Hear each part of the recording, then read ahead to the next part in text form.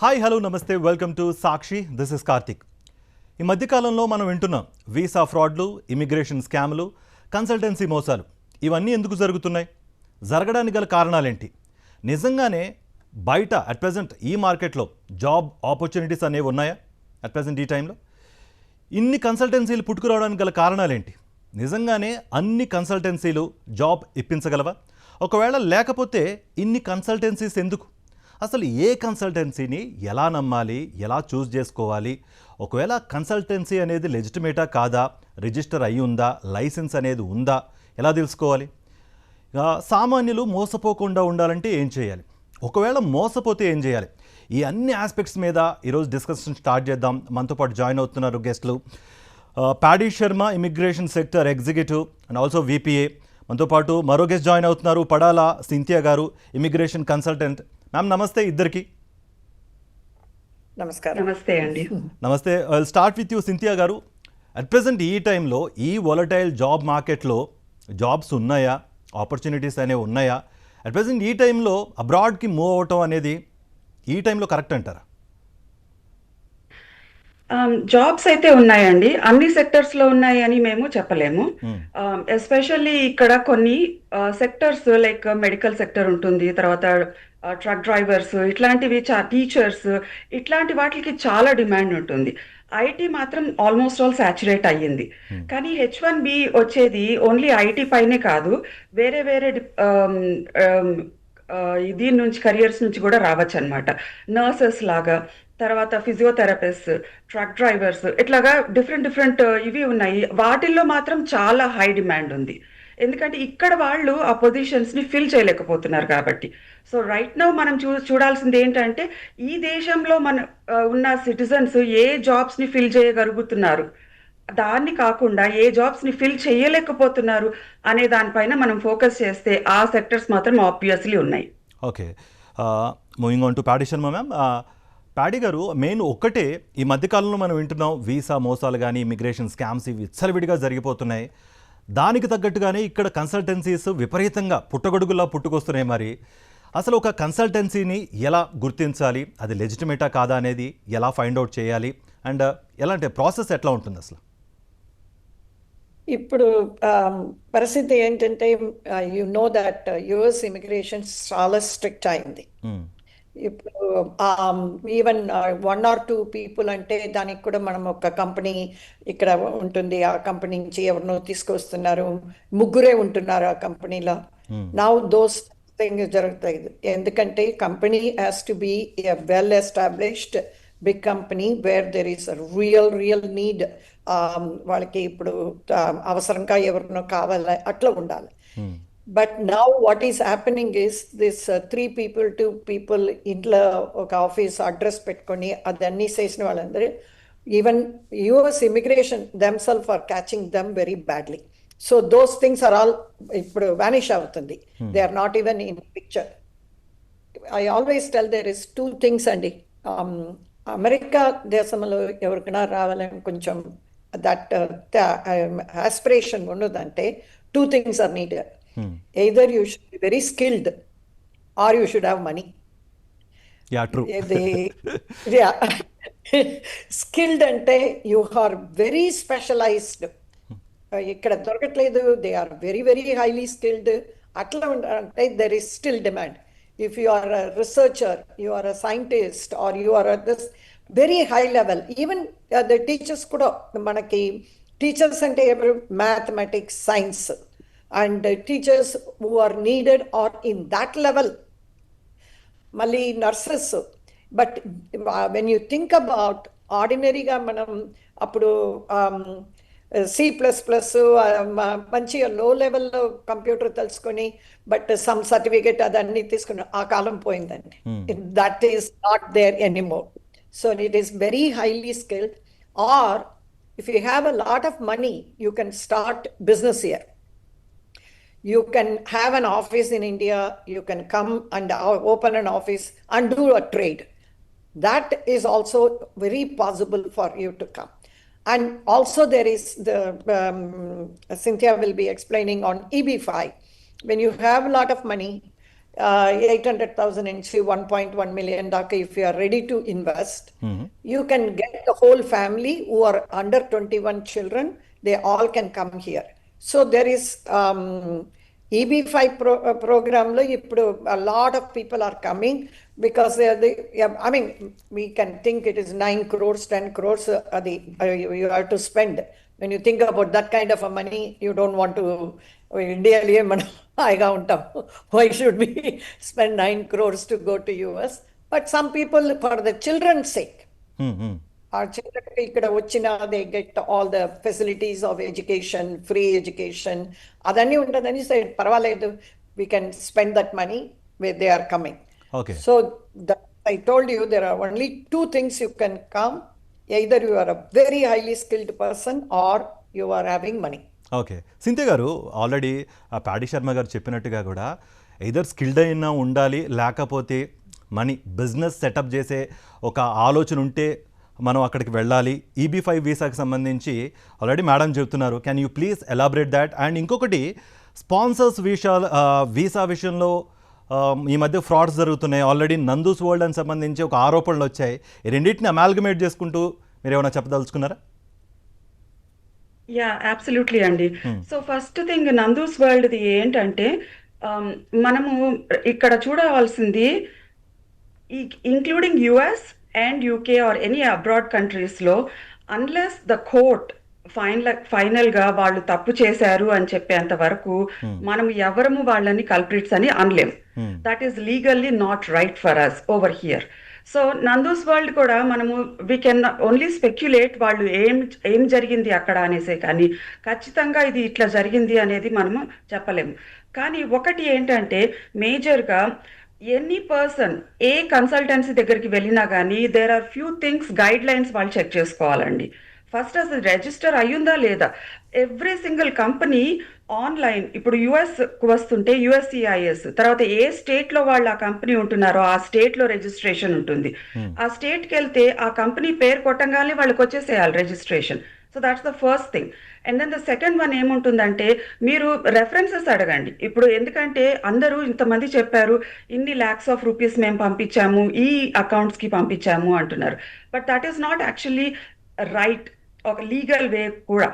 ఎందుకంటే ఒక కంపెనీ ఉన్నప్పుడు ఆ కంపెనీకి ఒక బ్యాంక్ అకౌంట్ ఉంటుంది, కంపెనీ డీటెయిల్స్ ఉంటాయి, కంపెనీ ఈమెయిల్ ఉంటుంది, మీకు బ్రేక్ డౌన్ కూడా ఇస్తారు ఏ అమౌంట్ దేనికి వెళ్తుంది. ఇది ఇమిగ్రేషన్ అటార్నీకి వెళ్తుంది, ఇది ఇమిగ్రేషన్ లా సర్వీసెస్కి వెళ్తుంది, అంటే గవర్నమెంట్కి వెళ్తుంది. సో ఆర్ కన్సల్టెన్సీకి ఇంత ఉంటుంది అనేది బ్రేక్ డౌన్ కూడా మీకు మనీ ఇచ్చి ఉండాలి. ఇలాంటివన్నీ మీరు వ్యాలిడేట్ చేసుకోకుండా ఫాస్ట్గా మనకి ఏదో రెస్పాన్స్ వచ్చేస్తుంది, మనం అమెరికాకి ఏదో దేశానికి వెళ్ళిపోతాము అనేసేసి తొందరపడి చేస్తే అది రెండు వైపులా తప్పు అంటాను నేను.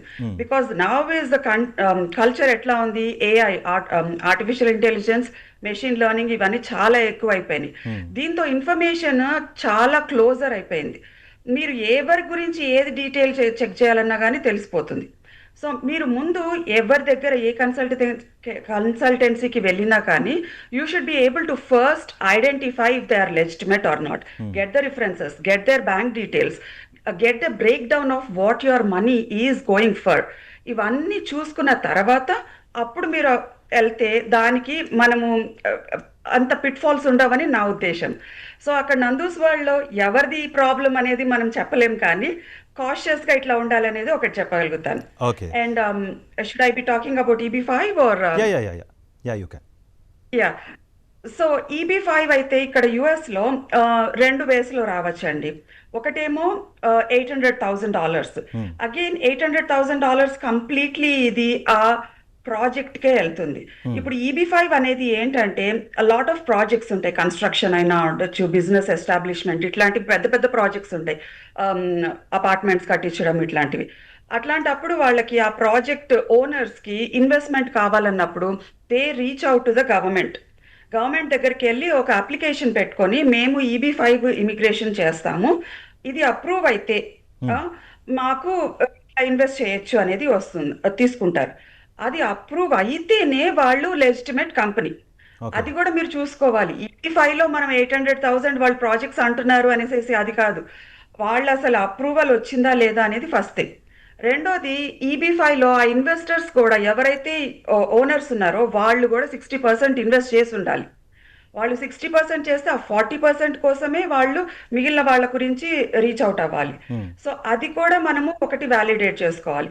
అండ్ దాంట్లో 2 టైప్స్ ఆఫ్ వీసాస్ ఉంటాయండి, 2 టైప్స్ ఆఫ్ ప్రాసెసెస్. ఒకటేమో రూరల్, దీంట్లో రూరల్ అంటే TEA అప్రూవ్డ్ అంటారు దీన్ని.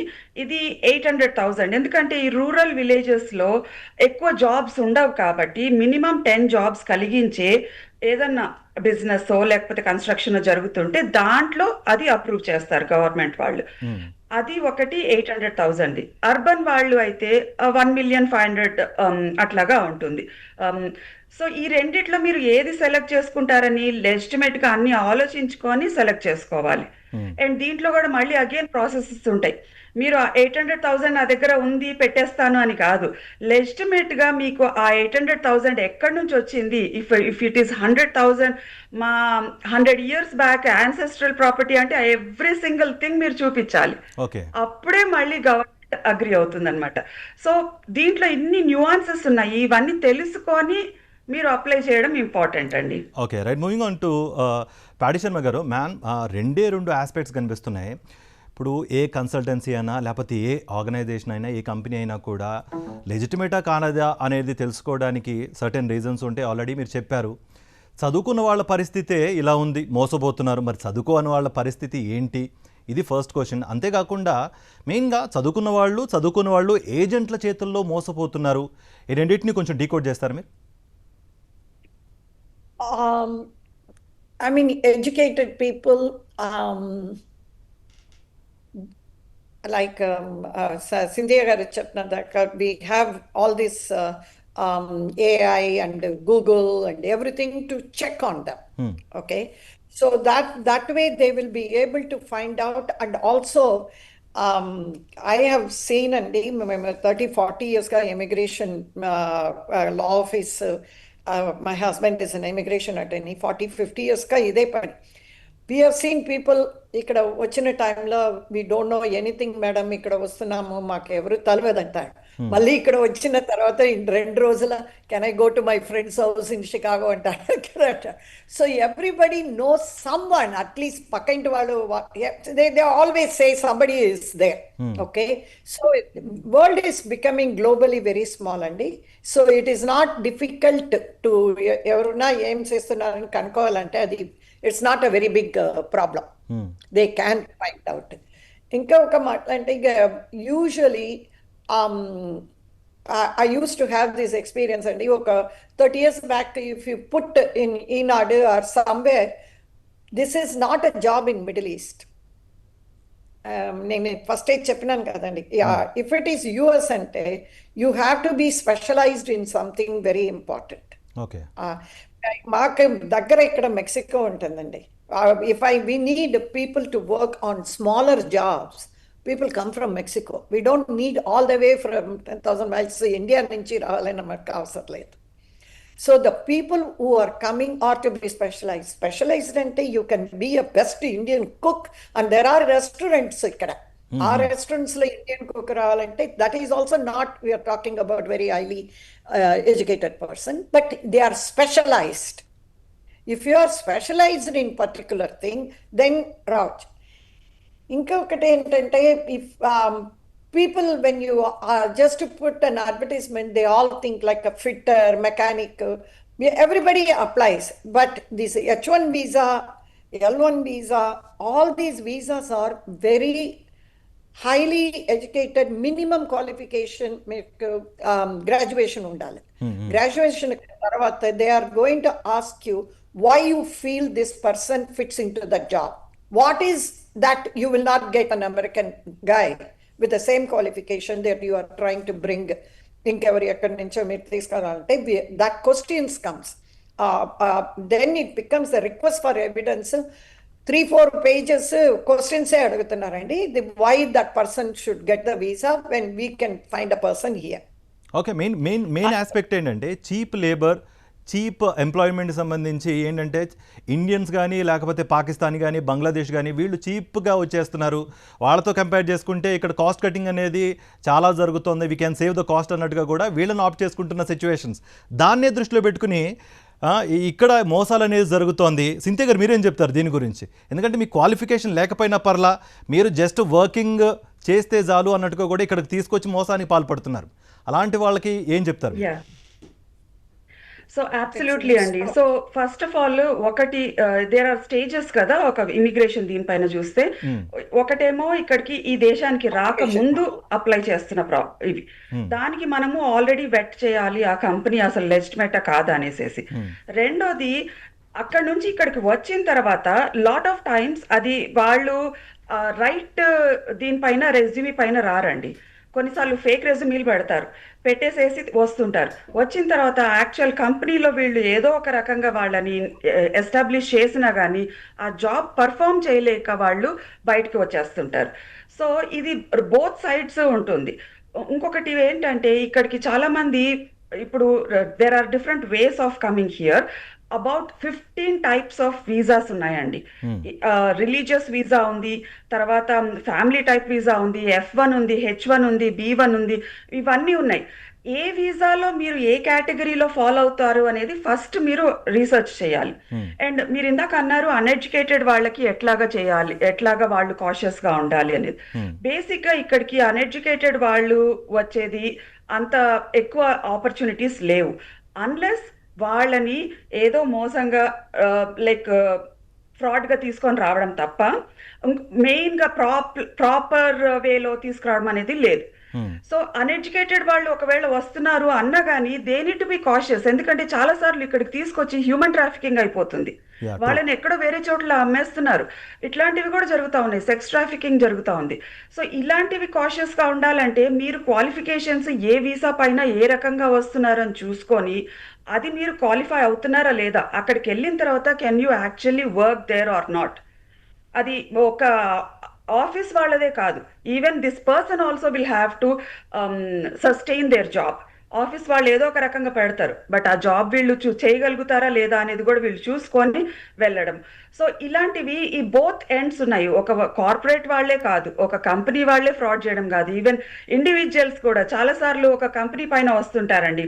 H1 పైన ఒక కంపెనీ పైన వస్తారు, వచ్చేసేసి ఇక్కడ రాగానే వాళ్ళు జంప్ చేసేస్తారు. సో ఈ H1 కంపెనీ ఎంత అమౌంట్ పెట్టి వాళ్ళని లీగల్ గా తీసుకొని వచ్చింది లాసుల్లోకి వెళ్తుంటది. అండ్ చాలా సార్లు ఇంకొకటి ఏం చేస్తుంటారంటే ఒక H1 కాదండి, 3-4 H1s డబ్బులు ఉన్నాయి కదా అనేసి 3-4 H1s అప్లై చేసేస్తారు. చేసేస్తే వాళ్ళకి ఏది వచ్చింది అని ఒకవేళ సార్లు 2-3 H1s రావచ్చు, but what will they do, they will just pick and choose and the rest of them actually will get into so ఇలాంటివి రెండు వైపులా ఉన్నాయి కాబట్టి కాషన్ రెండు వైపులా ఉండాలనేది మేము చెప్తున్నామండి. Okay, right. Paddy Sharma garu, main ఇందాక సింథియా గారు ఒక మాట చెప్పారు, ఫేక్ రెజ్యూమ్స్ పెట్టుకోవడం, ఫేక్ సర్టిఫికేషన్స్ పెట్టుకోవడం, ఇలా జాబ్ తెచ్చుకున్న తర్వాత ఇక్కడ జాయిన్ అయిన తర్వాత బ్యాక్గ్రౌండ్ వెరిఫికేషన్లో వాళ్ళు దొరికిపోవటం, లీగల్ కాన్సిక్వెన్సెస్ అనేవి ఫేస్ చేయడం అనేది జరుగుతూ ఉంటుంది. ఇంపార్టెంట్గా ఈ మధ్య కాలంలో మనం చాలామంది చూస్తున్నాం, ఇన్ఫ్యాక్ట్ మా వాళ్ళ ఫ్రెండ్స్ని కూడా చాలామంది చూసాం. అలాంటి వారికి ఎలాంటి సలహాలు ఇస్తారు, ఎలాంటి సూచనలు చేస్తారు? ఒకవేళ ఆ టైంలో మేబీ బ్యాక్గ్రౌండ్ వెరిఫికేషన్లో దొరికిపోయిన తర్వాత ఎలాంటి లీగల్ కాన్సిక్వెన్సెస్ ఉంటాయి, అలాంటి వారికి మీరు ఇచ్చే సలహాలు సూచనలు? Now the situation is really bad. First of all, when the approval ikkada vachindante etlano papers petti they get the approval India lante malli ippudu consulate has become very very strict. Ippudu consulate lo madilo they are not taking any application daniki visa year. They are putting so many questions, they are making sure that they are even background kuda check chestarandi, that you cannot ఎక్కడి నుంచి ఆ certificate వచ్చింది, అది fake certificate, నిజం certificate అని. Consulate is now really vetting the process. అది very very the same now they are sending. And now the worst thing that is happening is last year the whole summer I had this calls from people. They come to the airport lo, I won't say that everybody who is seeing all the papers are very knows about the whole legality, but వాళ్ళు అట్లనే చూసి they already have been taught that a lot of papers are fraud గావే వస్తున్నారని అది వాళ్ళకి ఉంటుంది. Even genuine గా వచ్చిన వాళ్ళు కూడా they vet all these things and then they say that no, you must have given some money, you must have, ఎందుకంటే ఇప్పుడు మనకి ఇండియాలో TV stations are telling about all the frauds happening కదా, అది ఇప్పుడు కాన్సులేట్ కూడా తెలిసిపోతుంది. ఇక్కడ ఉన్న అమెరికన్ కాన్సులేట్ లో ఎవరికి తెలుసు. So now it goes to the guys who are making them to enter in customers border into the United States. So అక్కడ వచ్చిన టైంలో వాళ్ళు అదన్నీ చూసి ఇండియా నుంచి వచ్చిన వాళ్ళు ఇది కూడా ఏమో ఫ్రాడ్ ఉంటుందని they look at the papers more. అది సూచన టైంలో they may not even have full knowledge ఏం లేకపోతే కూడా వాళ్ళు చెప్తున్నారు ఇది ఏమో దీంట్లో ఫ్రాడ్ ఉంది. They make them to sit 24 hours.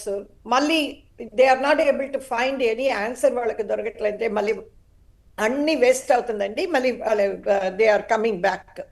దాని గురించి we have to find out India నుంచి స్టార్ట్ అవుతుంది how good the company is, how good the job is, వాళ్ళు ఎక్కడ వెళ్తున్నారు, ఎవరు వస్తున్నారు అక్కడ ఎయిర్పోర్ట్కి, if the immigration calls who is going to answer, అదన్నీ అక్కడి నుంచి కనుక్కోవాలండి. ఇక్కడ వచ్చిన తర్వాత they don't even allow you to talk much.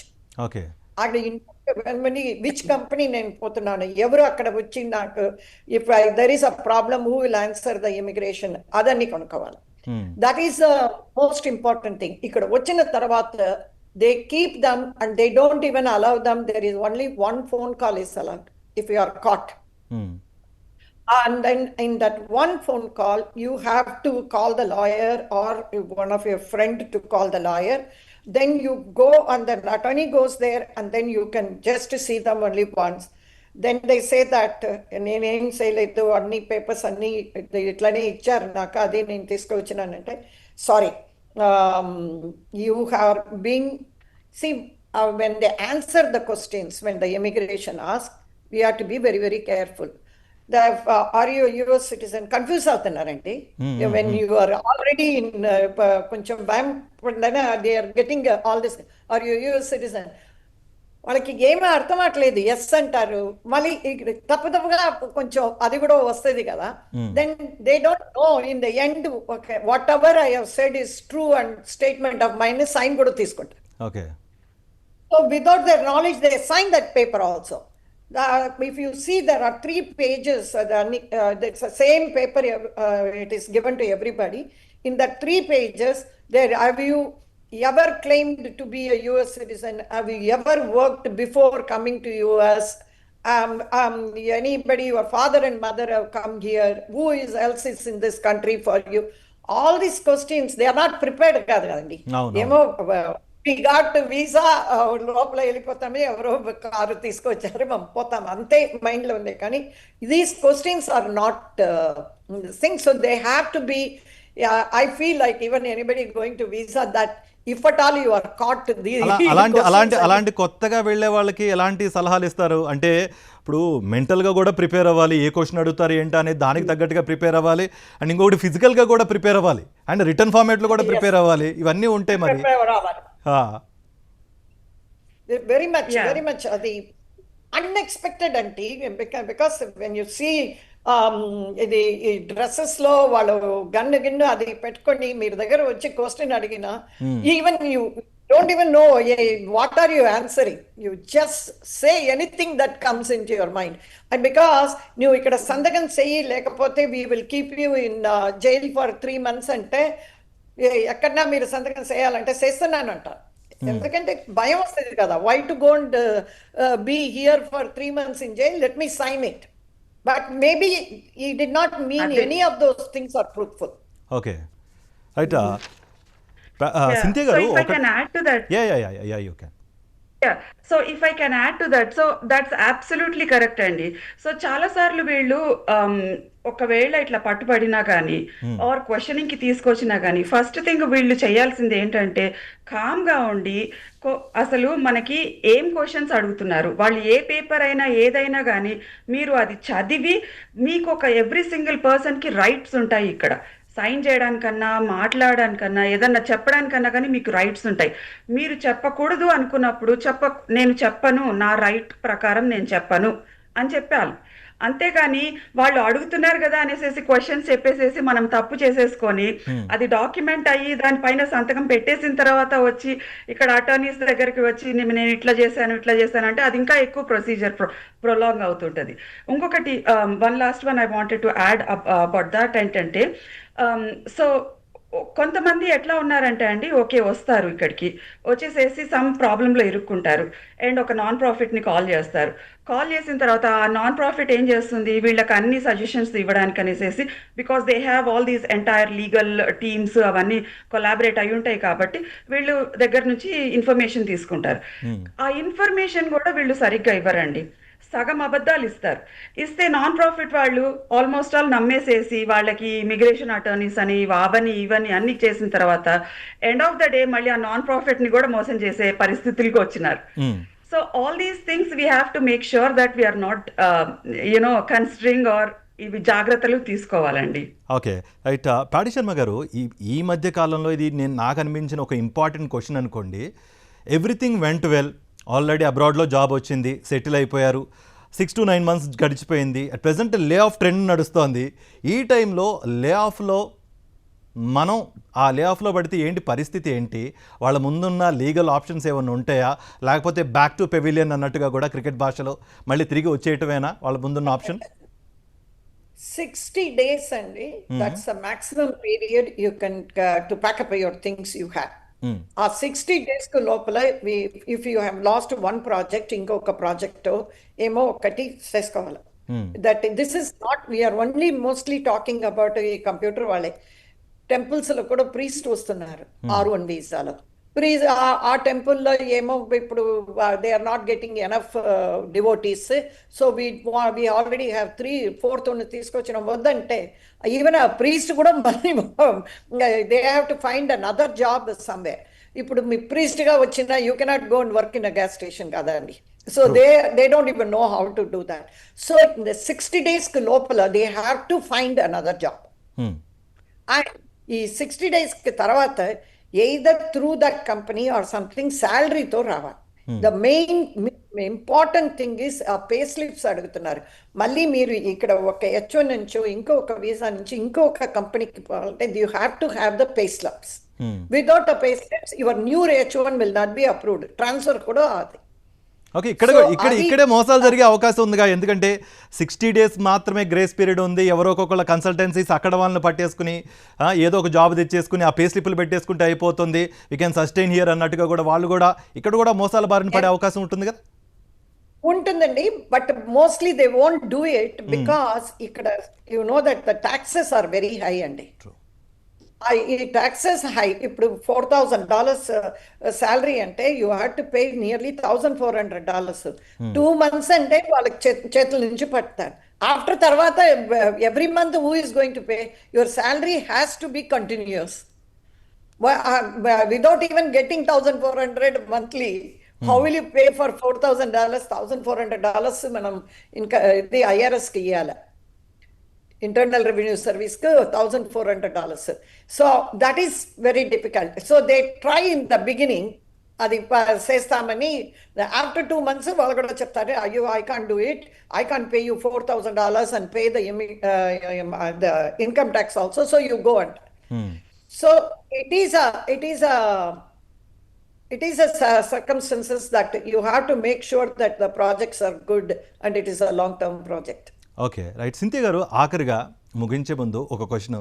మధ్యకాలంలో ఆల్రెడీ చూస్తున్నాం ఏంటంటే చదువుకున్న వాళ్ళు మోసపోతున్నారు. చదువుకున్న వాళ్ళకి ఒక కాల్ వస్తుంది, జాబ్ ఆపర్చునిటీ ఉంది, ఇట్లా దుబాయ్లో ఉంది, లేకపోతే థాయిలాండ్లో ఉంది, అక్కడ ఉంది, మొత్తం అబ్రాడ్లో మనకి మంచి జాబ్ ఆపర్చునిటీస్ ఉన్నాయి, బట్ మీకు క్వాలిఫికేషన్ అనేది జస్ట్ తెలుసుంటే చాలు, చదువుకుని చాలు అన్నట్టుగా అంటూ ఉంటారు. ఆ ట్రాప్లో పడిపోతూ ఉంటారు. అలాంటి వాళ్ళకి ఆఖరిగా మీరు చెప్పదలుచుకుంది ఏంటి? ఏజెంట్స్ కానీ లేకపోతే కన్సల్టెన్సీస్కి నమ్ముకుని అక్కడి వరకు రావటం కరెక్టా? అండ్ ఎంబసీలో ఎలాంటి రూల్స్ అండ్ రెగ్యులేషన్స్ ఉన్నాయి, ఎలాంటి నార్మ్స్ ఉన్నాయి అసలు? సో యాక్చువల్గా దాన్ని ఎలా చెక్ చేసుకోవాలి? లైసెన్స్ ఉందా లేదా, లేకపోతే మనకి ఇచ్చిన ఆఫర్ లెటరో లేకపోతే ఆ స్పాన్సర్షిప్ కరెక్టా, లెజిటిమేటా అనేది ఎలా చూసుకోవాలంటారు? Yes, that's a very good question అండి. సో ఫస్ట్ క్వశ్చన్ మీరు అన్నారు ఇట్లాగా కాల్స్ వస్తుంటాయి అనేసి. దోస్ స్కామ్ కాల్స్ కాల్సే కాదు, ఈమెయిల్స్ కూడా ఈ మధ్య చాలా వరకు వస్తా ఉన్నాయి, టెక్స్ట్ మెసేజెస్ కూడా వస్తుంటాయి. సో ఈ స్కామ్ కాల్స్ కొన్ని డిఫరెంట్ వేస్ లో ఉంటాయి. ఒకటేమో మీకు గ్రీన్ కార్డ్ కి మీరు అప్లై చేయొచ్చు, మాకు ఇంతమంది కోటా వచ్చేసింది నంబరు, మీరు ఇంత అమౌంట్ పే చేసేస్తే మీకు ఒక 6 months లో గ్రీన్ కార్డ్ వస్తుంది అని. సో అలాంటి స్కామ్స్ కొన్ని ఉన్నాయి. ఇంకొక కొన్ని స్కామ్స్ ఏమున్నాయంటే మీకు లాటరీ, మీ పేరు, me what ever it is అన్ని తీసుకొని వాళ్ళు మీకు లాటరీ తగిలింది అండ్ దట్టు ఈ దేశంలో మీకు లాటరీ తగిలింది కాబట్టి మీకు ఇమిగ్రేషన్ ఈజీగా ఉంటుంది, వచ్చేయచ్చు అంటారు. బట్ ఇంత అమౌంట్ పే చేయాలి. ప్రతి ఒక్క స్కామ్ కి వెనకాల ఒక వాళ్ళు ఫస్ట్ మీ డీటెయిల్స్ ఉంటాయి, రెండోదేమో ఒక అమౌంట్ పే చేయాలి అనేది, or click on this icon or click on this link అనేది వస్తుంది. ఫస్ట్ థింగ్ మీరు అట్లాంటివి క్లిక్ చేయకూడదు. రెండోది అమౌంట్ ఎవరికి పే చేయకూడదు. అమౌంట్ ఎప్పుడు పే చేయాలంటారు అసలు? యాక్చువల్గా కొన్ని లెజిటిమేట్ కూడా ఉంటాయి, కొన్ని అమౌంట్ ఎప్పుడు పే చేయాలి? Yes, absolutely. సో ఇప్పుడు మీకు ఇవన్నీ ఒకవేళ లెజిటిమేట్ ఆర్గనైజేషన్స్ మిమ్మల్ని రీచ్ అయ్యి okay we will give you all this kind of jobs అంటే, ఏ దేశాల్లో ఏ జాబ్స్ ఇప్పుడు అలౌ చేస్తున్నారు అనేది ఒకటి మీరు ఎత్తుక్కోవాలి. Everything is in YouTube or దీంట్లో ఉంటుంది, గూగుల్లో. అది వెతుక్కున్న తర్వాత ఎస్ వీళ్ళు కరెక్టే అని మీకు అనిపించినప్పుడు అప్పుడు మీరు వాళ్ళని అమౌంట్ బ్రేక్ డౌన్ అడగాలి. ఫస్ట్ స్టేజ్ ఏంటి, సెకండ్ స్టేజ్ ఏంటి, మాది ప్రాసెస్ ఎలా జరుగుతుంది. ఇప్పుడు ఫస్ట్ మీరు తీసుకున్నప్పుడు అమౌంట్ దేని గురించి తీసుకుంటారు? చాలా వరకు పేపర్ వర్క్ ఇనిషియేట్ చేయడానికి మేము అమౌంట్ తీసుకుంటాం అనేసి కొన్ని లక్షలు తీసేసుకుంటారు. బట్ ఆ పేపర్ వర్క్ దేని గురించి అని మీరు ఆలోచించి దాన్ని అడగాలన్నమాట. సో ఇలాగా ఇవన్నీ ముందు బ్రేక్ డౌన్ వచ్చిన తర్వాత మీకు లీగల్ గా ఒక కంపెనీ బ్యాంక్ అకౌంట్ ఉంటేనే ఆ అమౌంట్ ట్రాన్స్ఫర్ చేయండి. వాళ్ళు ఎక్కడ పడితే అక్కడ అడిగినప్పుడు ఇక్కడ ఈ మనిషికి చేయండి ఆర్ ఈ స్టోర్ కి చేయండి అన్నప్పుడు చేయకూడదు మనం డబ్బులు ట్రాన్స్ఫర్. సో ఇట్లాంటివన్నీ మేము నాట్ జస్ట్ మా నాన్ ప్రాఫిట్ త్రూ, ఈవెన్ మా summit wealth company consultancy through also మేము చాలా సార్లు వస్తుంటామండి, చూస్తుంటాం. ఈవెన్ B1 B2 వీసా పైన వచ్చి చాలా విషయాలు తెలియని వాళ్ళు అన్నెసెసరీగా పట్టుబడిపోతా ఉంటారు. అండ్ నెక్స్ట్ టైం వాళ్ళకున్న వీసాని కూడా రానివ్వరు అనమాట. సో ఎవ్రీ సింగిల్ వీసాలో వచ్చినప్పుడు మీ క్రైటీరియా ఏంటి, మీరు ఎంతవరకు జాబ్ చేయొచ్చు, ఎంతవరకు చేయకూడదు, ఆర్ మీరు ఈ వీసాలో ఎంతవరకు ఏం చేయొచ్చు. ఈవెన్ కొన్ని వీసాస్ పైన మీరు ఒక స్టేట్కి వస్తే ఆ స్టేట్ లోనే ఉండాలి, వేరే స్టేట్ కి వెళ్ళకూడదు. సో ఇలాంటివి కూడా క్లాజ్ ఉంటాయి. ఇవన్నీ తెలుసుకోవాల్సిన పరిస్థితి చాలా ఇంపార్టెంట్. అండ్ ఇది every single thing government website .gov అనే వెబ్సైట్ పైన ఉంటాయండి. ఓకే, రైట్ అండి. థ్యాంక్ యూ అండి సింథియా గారు, థ్యాంక్ యూ అండి ప్యాడీ శర్మ గారు. నిజంగానే thank you so much for your expertise. నిజంగానే మనం ఏంటంటే ఒక కన్సల్టెన్సీని చూస్ చేసుకునేటప్పుడు దానికి సంబంధించి అది లెజిటిమేటా కాదా, ప్రాపర్ లైసెన్సింగ్ ఉందా, దానికి సంబంధించిన ట్రాన్సాక్షన్స్ బ్యాంక్ అకౌంట్ సంబంధించి గవర్నమెంట్తో రికగ్నైజ్డా రిజిస్టర్డ్ అనేది చూసుకున్న తర్వాతే ఏ డెసిషన్ అయినా తీసుకోవాలి అన్నట్టుగా కూడా మన ఎక్స్పర్ట్స్ చెప్తున్నారు. థ్యాంక్ యూ అండి, థ్యాంక్ యూ సో మచ్. మరిన్ని అప్డేట్స్ కోసం ఛానల్ను సబ్స్క్రైబ్ చేయండి. నోటిఫికేషన్స్ కోసం బెల్ ఐకాన్ పై క్లిక్ చేయండి.